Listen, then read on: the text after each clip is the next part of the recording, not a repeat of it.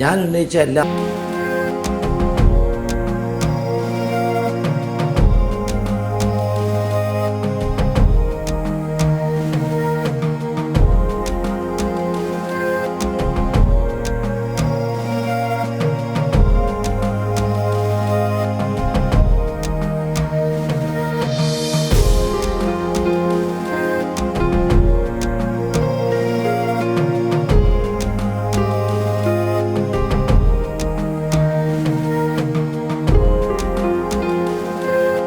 ഇന്ന് നമ്മളോടൊപ്പം ചേരുന്നത് കേരളത്തിലെ പ്രമുഖ രാഷ്ട്രീയ നേതാവ് ശ്രീ രമേശ് ചെന്നിത്തല.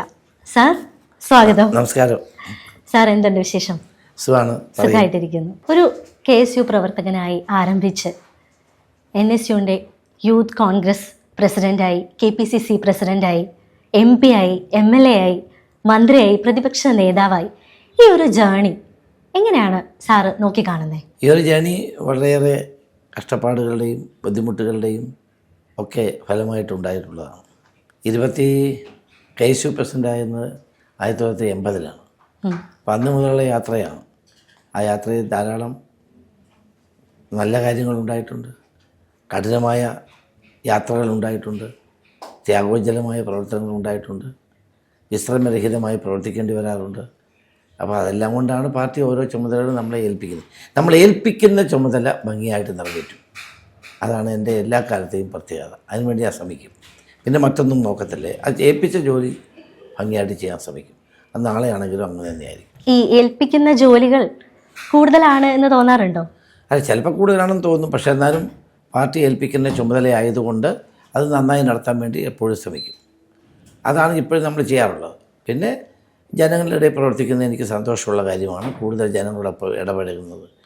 ഒറ്റയ്ക്കിരിക്കാൻ വലിയ പാടാണ്. എല്ലാവരും കൂടെ കൂട്ടത്തിൽ ഇരിക്കുന്നതാണ് എപ്പോഴും ഇഷ്ടം. ആനുകാലിക രാഷ്ട്രീയ രംഗത്ത് വന്നിരിക്കുന്ന മാറ്റങ്ങളുണ്ട്. ഈ മാറ്റങ്ങളെയൊക്കെ, അല്ലെങ്കിൽ ഇതിനൊരു തിരുത്തലുകൾ വേണോ, അല്ലെങ്കിൽ സ്വീകരിക്കപ്പെടേണ്ടത് എന്തൊക്കെയാണ്, അങ്ങനെ സാറിന് തോന്നിയിട്ടുണ്ടോ? അല്ല, ആധുനിക കാലഘട്ടത്തിലെ രാഷ്ട്രീയവും ഞങ്ങൾ ആരംഭിച്ച കാലത്തെ രാഷ്ട്രീയവും തമ്മിൽ വ്യത്യാസമുണ്ട്. അതിൻ്റെ പ്രധാനപ്പെട്ട കാരണം ടെക്നോളജിയിൽ വന്നിരിക്കുന്ന മാറ്റമാണ്. ഇതിപ്പോൾ തെരഞ്ഞെടുപ്പുകൾ പോലും ടെക്നോളജിയുടെ അടിസ്ഥാനത്തിലാണ്. ഇപ്പം തന്നെ നമ്മൾ സംസാരിക്കുന്നത് തന്നെ ഓൺലൈൻ മാധ്യമമാണ് അല്ലേ? പണ്ടാണെങ്കിൽ അങ്ങനെയല്ലല്ലോ. പത്രക്കാർ വന്ന് ചോദിക്കുന്നു, പ്രിന്റ് ചെയ്യുന്നു എന്നുള്ളതാണ്. ഇപ്പം അങ്ങനെയല്ലോ. ഇപ്പം ഈ നമ്മൾ തമ്മിൽ സംസാരിക്കുന്നതാണെങ്കിൽ ലൈവ് ലോകം മുഴുവൻ കൊടുക്കും അല്ലേ? അപ്പം ആ ടെക്നോളജിക്കൽ റെവല്യൂഷൻ നമ്മുടെയൊക്കെ ജീവിതത്തെ തന്നെ മാറ്റിമറിച്ചിരിക്കുന്നു. അത് രാഷ്ട്രീയത്തിൽ മാത്രമല്ല, എല്ലാ രംഗത്തും മാറ്റം ഉണ്ടായിട്ടുണ്ട്. അപ്പോൾ അതിൻ്റെ പ്രതിഫലനം രാഷ്ട്രീയ രംഗത്തും ഉണ്ടാകും തീർച്ചയായും. അതുകൊണ്ട് തന്നെ കൂടുതൽ സാങ്കേതികവും ശാസ്ത്രീയവുമായ വശങ്ങൾ രാഷ്ട്രീയത്തിലും ഭരണതലത്തിലും ഉപയോഗിക്കപ്പെടുന്നൊരു കാലമാണ്. ഇന്ന് AI കാലമാണ്. സത്യമാണോ ഇല്ലയോ നമുക്ക് പോലും അറിയാൻ വയ്യാത്ത നിലയിലാണ് AI ഇപ്പം പ്രവർത്തിക്കുന്നത്. ആർട്ടിഫിഷ്യൽ ഇൻ്റലിജൻസ് ഈ നിലയിൽ മുന്നോട്ട് പോവുകയാണെങ്കിൽ ഇപ്പം നിലവിലുള്ള ഏതാണ്ട് 70% ജോലികൾ ഒബ്സലേറ്റ് ആവും, ആവശ്യമില്ലാത്തതാവും. കാരണം മനുഷ്യൻ ചെയ്യുന്നത് മുഴുവൻ മെഷീൻ ചെയ്യുകയാണ്. അപ്പോൾ മനുഷ്യൻ്റെ അധ്വാനം ഇല്ലാതെ തന്നെ കാര്യങ്ങൾ നടക്കുന്ന സ്ഥിതിയിലായിട്ടാണ് കാര്യങ്ങൾ പോയിക്കൊണ്ടിരിക്കുന്നത്. അപ്പം ഇപ്പോൾ ഡ്രൈവറില്ലാത്ത കാറ്, പൈലറ്റില്ലാത്ത വിമാനം, റോബോട്ടിക് സർജറികൾ, അങ്ങനെ ലോകം വൻപിച്ച മാറ്റത്തിന് വിധേയമാവുകയാണ്. അപ്പോൾ സ്വാഭാവികമായും രാഷ്ട്രീയ രംഗത്തും അത് മാറ്റം വരും. പണ്ടൊക്കെ നമ്മൾ പൊതുയോഗങ്ങളിൽ പ്രസംഗിക്കാൻ പോകുമ്പോഴാണ് ആളുകൾ. ഇപ്പം നമ്മൾ എല്ലാ ദിവസവും ടെലിവിഷൻ ചാനലിലൂടെ, ഓൺലൈൻ മാധ്യമങ്ങളിലൂടെ ജനങ്ങളോട് സംസാരിക്കുകയല്ലേ അല്ലേ? അപ്പം പണ്ട് നമ്മൾ ആളെ പ്രസംഗിക്കുന്നവരെ കാണാൻ പോകരുത്. ഇപ്പം അതിൻ്റെ ആവശ്യമില്ല. നമ്മുടെ ഗസ്റ്റ് റൂമിൽ എപ്പോഴും ഇരിക്കുക ഒരാളെ എന്നെ ഇടയ്ക്കാണ്ടോ പറഞ്ഞു, പരിചയപ്പെടുത്തി. അപ്പം എന്നോട് you are always an uninvited guest in my home. അപ്പോൾ സ്വാഭാവികമായിട്ടും രാഷ്ട്രീയ രംഗത്തും ഈ മാറ്റങ്ങൾ ഉണ്ടാകും. ഇപ്പം തന്നെ എല്ലാ രാഷ്ട്രീയ പ്രവർത്തകരും സോഷ്യൽ മീഡിയ പ്ലാറ്റ്ഫോം അതിൻ്റെ വിവിധ ടൂൾസ് എല്ലാം ഉപയോഗിക്കുന്നില്ലേ? അത് നല്ലതാണ്. കുറേ കൂടി കഴിയുമ്പോൾ കമ്മ്യൂണിക്കേഷൻ കുറച്ചുകൂടി ഫാസ്റ്റ് ആവും. നല്ലതാണ്. അപ്പോൾ അതുപോലെ തന്നെ അതിനോട് കൂട്ടിച്ചേർത്ത് ഞാനൊരു ചോദ്യം ചോദിക്കുകയാണെന്നുണ്ടെങ്കിൽ, ഇപ്പോൾ യുവാക്കളും വനിതകളും രാഷ്ട്രീയ മാറ്റങ്ങളിൽ ഇവർക്കുള്ളൊരു പങ്ക് എന്താണ്? അത്രത്തോളം പങ്ക് ഇവർക്കുണ്ടോ? ഉണ്ട്, തീർച്ചയായിട്ടും ഉണ്ട്. പ്രത്യേകിച്ച് നമ്മുടെ പഞ്ചായത്ത് രാജ് വന്നതോടുകൂടി 50% വനിതകൾക്ക് റിസർവേഷൻ കൊടുത്തു. നേരത്തെ ഇല്ലായിരുന്നു, അത്രയും പാർട്ടിസിപ്പേറ്റ് ചെയ്തില്ലായിരുന്നു. ഇപ്പം 50% നമ്മൾ റിസർവേഷൻ കൊടുത്തതുകൊണ്ട് വനിതകൾ മത്സരിച്ചേ പറ്റൂ എന്ന് വന്നല്ലോ. ഇനി കാലക്രമത്തിൽ അത് നിയമസഭയിലും പാർലമെൻറ്റിലും കൂടെ വരും. അപ്പോൾ ജനസംഖ്യയുടെ പകുതിയാണ് സ്ത്രീകളാണ്. അപ്പോൾ അവർക്ക് ഭരണത്തിൽ പങ്കാളിത്തം കിട്ടണം, നേതൃത്വം കിട്ടണം, സമൂഹത്തിൻ്റെ മുൻനിരയിലേക്ക് അവർ വരണം. എഫക്റ്റീവായി പ്രവർത്തിക്കുന്ന എത്രയോ പഞ്ചായത്ത് പ്രസിഡന്റുമാരും മേയർമാരും ബ്ലോക്ക് പഞ്ചായത്ത് പ്രസിഡന്റുമാരും ഒക്കെ ഉണ്ട്. അപ്പോൾ ചുമതല കൊടുത്താൽ നന്നായി പ്രവർത്തിക്കുന്ന സഹോദരിമാരെ നമുക്ക് എല്ലായിടത്തും കാണാൻ കഴിയുന്നുണ്ട്. അതിനിയും രാഷ്ട്രീയത്തിൽ സജീവമായ എല്ലാ രംഗത്തും ഉണ്ടാകും. മറ്റേതാണെങ്കിൽ അവർ അടുക്കളയിൽ ജീവിക്കേണ്ടവരാണ്, പുറത്തോട്ട് വരേണ്ടവരല്ല എന്നൊരു ചിന്തയായിരുന്നല്ലോ. അതൊക്കെ മാറി. ഇപ്പം എല്ലാം ഫോർ ഫ്രണ്ടിലാണ്. നമ്മൾ ഈ ട്രെയിനിലൊക്കെ വരുമ്പോഴേ നമ്മൾ കാണും പാലായി പഠിക്കാൻ പോകുന്ന മലപ്പുറത്തെ കുട്ടികളുടെ എണ്ണം. അപ്പോൾ അതൊക്കെ ഒരു വലിയ മാറ്റമാണ്. പണ്ട് വനിതാ വിദ്യാഭ്യാസം പോലും ഇല്ലാത്ത കാലമായിരുന്നു അല്ലേ നമ്മുടെ നാട്ടിൽ. ഇപ്പം അതെല്ലാം മാറി. പെൺകുട്ടികൾ വലിയ ഉത്തരവാദിത്തങ്ങൾ ഏറ്റെടുക്കുകയാണ്. എനിക്ക് വളരെ സന്തോഷം തോന്നി അവരെ കാണുമ്പോഴൊക്കെ. നന്നായിട്ട് പഠിക്കുന്ന, നന്നായിട്ട് റാങ്ക് കിട്ടുന്ന കുട്ടികൾ, അത് വലിയൊരു സാമൂഹ്യമായ മാറ്റമാണ്. സാർ, പൂച്ച പെറ്റ് കിടക്കുവാണോ കേരളത്തിലെ ഖജനാവ്? പൂച്ചയല്ല, പട്ടിയകത്ത് കിടക്കും. അവിടെ ഒന്നും 5 പൈസയില്ല. ഇതൊക്കെ വെറുതെ കള്ളത്തരം പറഞ്ഞുകൊണ്ടിരിക്കുക. സഹകരണ ബാങ്കിൽ നിന്നുള്ള പണം എടുത്താണ് ഇവർ ദൂർത്തടിക്കുന്നത്. കേരള ഗവൺമെൻറ്റിൽ 5 പൈസയില്ല. നമ്മുടെ പദ്ധതി പ്ലാൻ 50% ചിലവായിട്ടുള്ളൂ. 50% ചിലവാക്കിയിട്ടില്ല. ഗവൺമെൻറ്റിൻ്റെ അനാവശ്യമായ ചിലവുകൾ വൻതോതിൽ വർദ്ധിക്കുകയാണ്. അപ്പോൾ ഇങ്ങനെ വർദ്ധിക്കുന്നതിന് ഫലമായിട്ട് എന്തുണ്ടാകുന്നു? സംസ്ഥാനത്തിൻ്റെ ഖജനാവ് കാലിയായിക്കൊണ്ടിരിക്കുകയാണ്. ഇപ്പം തന്നെ പരസ്യത്തിന് ഇപ്പം എല്ലാം ട്രാൻസ്പോർട്ട് ബസ്സിൽ ഇപ്പോൾ പരസ്യം കൊടുക്കുക. മുഖ്യമന്ത്രിയുടെ ഫോട്ടോയും വെച്ച് ചെയ്ത കാര്യങ്ങൾ വെച്ച് പരസ്യം കൊടുക്കുക. ഇതെന്തിനു വേണ്ടിയാണ്? നമ്മുടെ പണമല്ലേ ചിലവഴിക്കുന്നത്. അപ്പം ഈ നിലയിൽ മുന്നോട്ട് പോവുകയാണെങ്കിൽ ഒരു സംശയവും വേണ്ട, ട്രഷറി പൂട്ടേണ്ട സ്ഥിതിയാണ് ഇപ്പോൾ ഉള്ളത്. അത് പരിഹരിക്കാനുള്ള ഒരു മാർഗ്ഗം അവർ ചെയ്യുന്നില്ല. ആനുകൂല്യങ്ങൾ വാരി വാരി കൊടുക്കാൻ ശ്രമിക്കുന്നുണ്ട്. പക്ഷേ ഇത് എവിടുന്ന് കൊടുക്കുമെന്ന് പറയുന്നില്ലല്ലോ. അപ്പോൾ ഇനിയിപ്പോൾ തെരഞ്ഞെടുപ്പ് 2 മാസമേ ഉള്ളൂ. അതുകൊണ്ട് ഇപ്പോൾ എന്ത് പ്രഖ്യാപിച്ചാലും ആളുകൾക്കറിയാം ഇത് അടുത്ത ഗവൺമെൻറ് തലയിൽ വെക്കാനുള്ള ഏർപ്പാടാണെന്ന് മനസ്സിലാവും. ശബരിമല സ്വർണ്ണക്കൊള്ള കേസ്, ആ ഒരു കേസ് എങ്ങനെയാണ് ഇപ്പോഴത്തെ രാഷ്ട്രീയത്തെ ബാധിച്ചിരിക്കുന്നത്? ശബരിമല എന്ന് പറയുന്ന ഒരു മതേതര കേന്ദ്രമാണ്. അവിടെ എല്ലാ ജാതി മതത്തിൽപ്പെട്ടവർക്കും പോകാൻ കഴിയുന്ന ഒരു ക്ഷേത്രമാണ്. It's A simple of national unity and secularism. അവിടെ ഒരു വർഷം 5 കോടിയിലധികം ആളുകൾ വരുന്നുണ്ട്. അപ്പോൾ അവിടുത്തെ സ്വർണം മുഴുവൻ അടിച്ചു മാറ്റിയത് പല ഗൗരവമുള്ള വിഷയമല്ലേ. അതിനകത്ത് രാഷ്ട്രീയം വിട്. ഒരു ആരാധനാലയത്തിൽ നിന്ന് അവിടുത്തെ സ്വർണം മുഴുവൻ അടിച്ചുകൊണ്ട് പോവുക. ആ ആളുകൾ ജയിലിൽ കിടക്കുക. 4 പേര് CPM CPM നേതാക്കളാണ്, മുൻ MLA ഉൾപ്പെടെ. അവർക്കെതിരായിട്ട് ഈ ഗവൺമെൻറ് ഒരു നടപടി പോലും എടുത്തിട്ടില്ല, പാർട്ടി എടുത്തിട്ടില്ല. അപ്പോൾ അത് സ്വാഭാവികമായും ജനങ്ങളിൽ ആശങ്ക ഉണ്ടാക്കിയിട്ടുള്ള കാര്യമാണ്. മുഴുവൻ കുറ്റവാളികളെ നിയമത്തിന് മുമ്പിൽ കൊണ്ടുവരണമെന്നാണ് നമ്മുടെ അഭിപ്രായം. ഇപ്പം ഇത് മുഴുവൻ ചെയ്തിട്ടുള്ള CPM-ഉം അവരുടെ മണ്ഡലം അവരുടെ ദേവസ്വം ബോർഡ് പ്രസിഡന്റുമാരുമാണ്. അപ്പോൾ അതുകൊണ്ട് തന്നെ ഈ ജനങ്ങൾ ഇതിൻ്റെ സത്യം പുറത്തു വരണമെന്ന് വളരെയേറെ ആഗ്രഹിക്കുന്നു. പ്രത്യേകിച്ച് വിശ്വാസികളുടെ വികാരത്തെ വ്രണപ്പെടുത്തിയ സംഭവമാണ് ശബരിമലയുമായി ബന്ധപ്പെട്ട് നടന്നത്. അത് സ്വാഭാവികമായിട്ട് സമൂഹത്തിൽ പ്രതിഫലിക്കും. ഇപ്പോൾ ഈ ഓൺലൈൻ ആപ്പ് വഴി ഒരുപാട് ജീവനുകൾ ഇങ്ങനെ തകർന്നുകൊണ്ടിരിക്കുകയാണ്. അപ്പോൾ സാറിൻ്റെ ഓപ്പറേഷൻ കുബേര, ആ ഒരു ഓപ്പറേഷൻ കുബേരയുടെ ഒരു പ്രസക്തി ഈ ഒരു സമയത്ത് എങ്ങനെയാണ്? വളരെ വലുതാണ്. പ്രവാചകൻ പറഞ്ഞിട്ടുള്ളത് 7 കാര്യങ്ങൾ ചെയ്യരുതെന്നാണ്. അതിലേറ്റവും പ്രധാനപ്പെട്ടതാണ് പലിശ വാങ്ങരുത് എന്നുള്ളത്. അപ്പം നമ്മൾ ഈ പദ്ധതി ആരംഭിക്കാനുള്ള കാരണം പാവപ്പെട്ട ജനങ്ങളെ കബളിപ്പിച്ചും മീറ്റർ പലിശ 100 രൂപ വാങ്ങിച്ചാൽ 110 രൂപ വൈകിട്ട് കൊടുക്കുന്നു. വൻതോതിലുള്ള കൊള്ളയായിരുന്നു.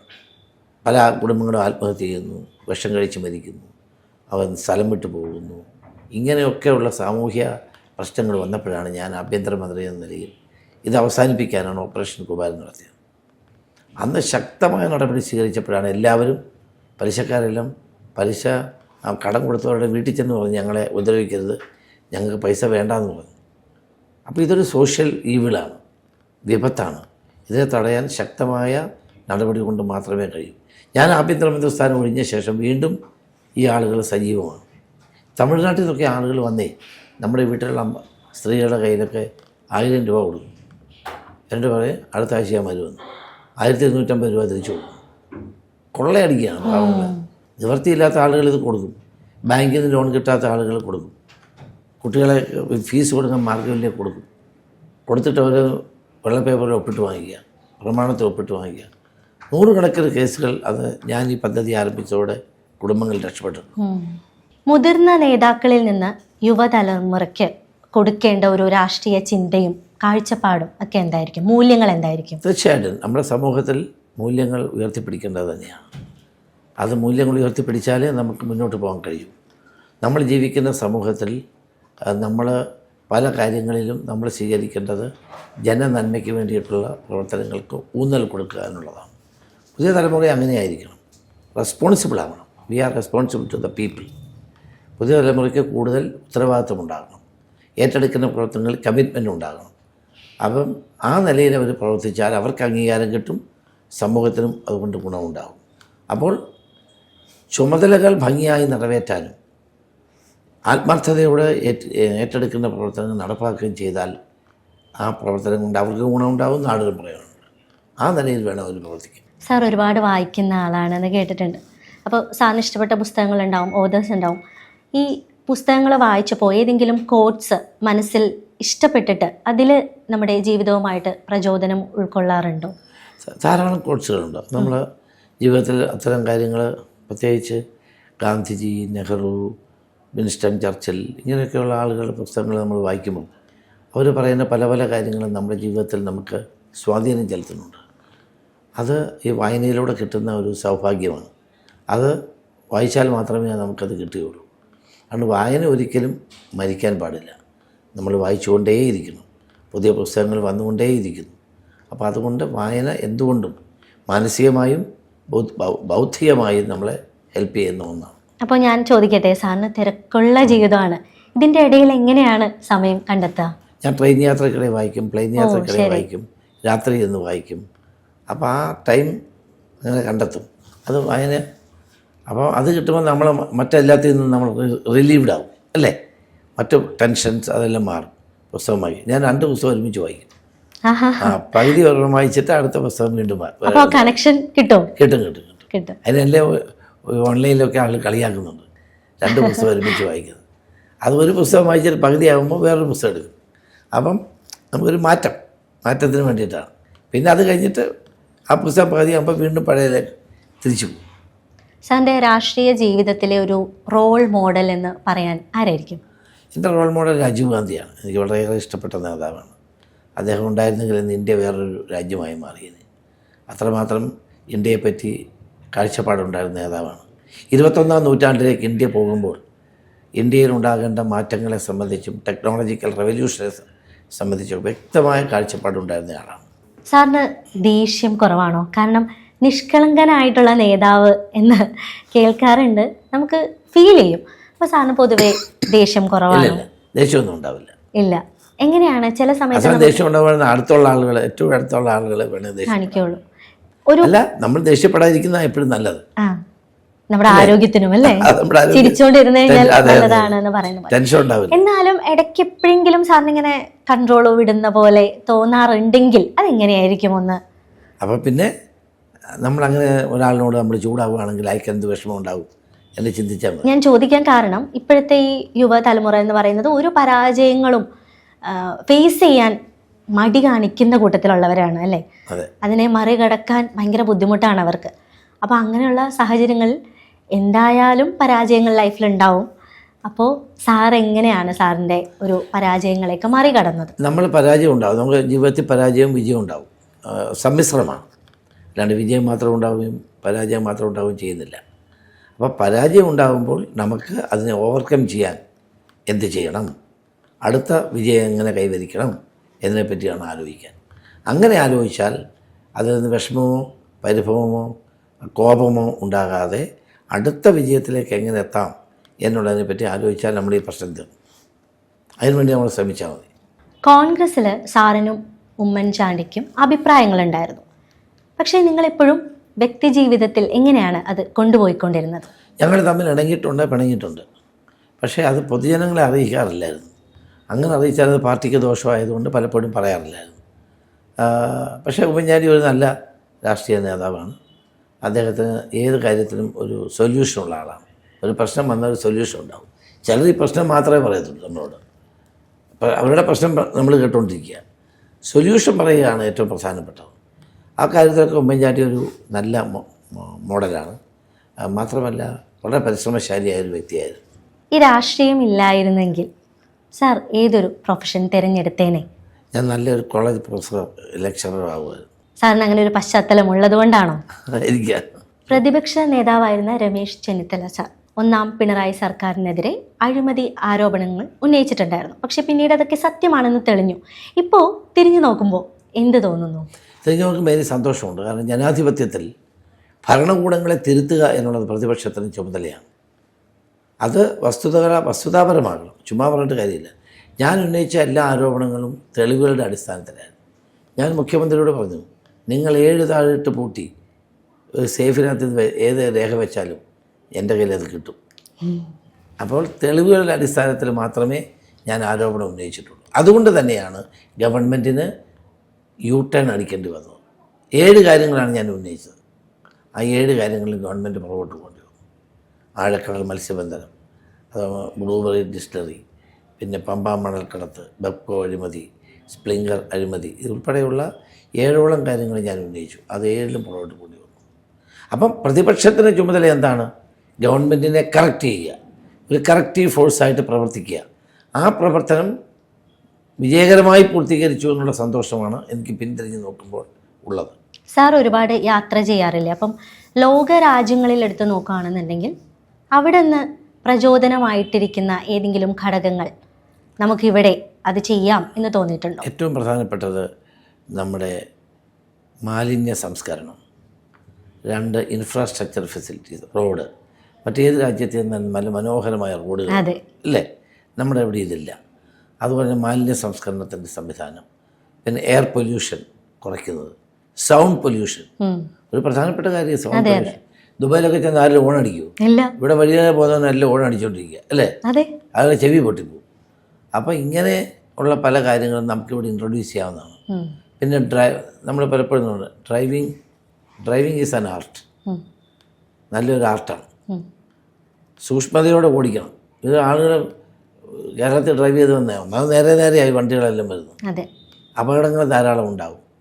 അപ്പോൾ അതിലൊക്കെ നമ്മൾ കൂടുതൽ ശ്രദ്ധ കാണിക്കണം. പിന്നെ ക്ലീൻനെസ്, നമ്മൾ വൃത്തിയായിട്ട് നമ്മുടെ നഗരങ്ങളും ഗ്രാമങ്ങളും സൂക്ഷിക്കുക. ഇതൊന്നും നമ്മൾ ചെയ്യാറില്ല. എറണാകുളത്തൊക്കെ തന്നെ കൊതുവിൻ്റെ ശല്യം കാരണം ജനങ്ങൾക്ക് ജീവിക്കാൻ വയ്യാത്ത എന്താണ്? മാലിന്യമായ ഈ തോടുകൾ, അതുപോലെ മാലിന്യങ്ങൾ, അതൊന്നും ഡിസ്പോസ് ചെയ്യാൻ കഴിയാത്ത അവസ്ഥ, ഇതുകൊണ്ടൊക്കെയാണ് ഉണ്ടാകുന്നത്. അപ്പോൾ നമ്മൾ വിദേശ രാജ്യങ്ങളിലൊക്കെ പോയി, ചെറിയ രാജ്യമാണേലും വലിയ രാജ്യമാണേലും അവരൊക്കെ ഈ കാര്യങ്ങൾ നല്ല മാതൃകകൾ സൃഷ്ടിച്ചിട്ടുണ്ട്. നമുക്ക് ഈ കാര്യങ്ങളിലൊക്കെ ഒരു മാതൃക ഉണ്ടാവേണ്ടത് ആവശ്യമാണ്. ഭാവിയിൽ അത് ഉണ്ടാകും എന്നാണ് എൻ്റെ പ്രതീക്ഷ. നമ്മൾ കേരളത്തിൽ മറ്റ് വടക്കേന്ത്യയിൽ ചെന്നാൽ ഇതിനൊക്കെ 4 ഇരട്ടി കുഴപ്പമാണ്. പിന്നെ നമ്മൾ മലയാളി അക്കാര്യത്തിൽ കുറേയൊക്കെ ശ്രദ്ധിക്കുന്നുണ്ട്. പക്ഷെ എന്നാലും നമ്മുടെ ഇൻഫ്രാസ്ട്രക്ചർ ഫെസിലിറ്റീസിൽ കാര്യമായ മാറ്റം ഉണ്ടാകേണ്ടത് ആവശ്യമാണ്. സാർ, ഈ ഒരു തിരക്ക് പിടിച്ച ജീവിതത്തിനിടയിൽ കുറച്ച് സമയം നമ്മളോടൊപ്പം സ്പെൻഡ് ചെയ്യാൻ പറ്റിയത് ഒരുപാട് സന്തോഷം. എനിക്ക് സന്തോഷമുണ്ട്. സാറിനെ ഇനി ഞങ്ങൾക്ക് വേണം. ജനങ്ങൾക്കിടയിൽ ഒരു നല്ല ഭരണാധികാരിയായിട്ട് ഇനിയും ഒരുപാട് വർഷം ഞങ്ങൾക്ക് വേണം. ഒരുപാട് നന്ദി സാർ. Thank you.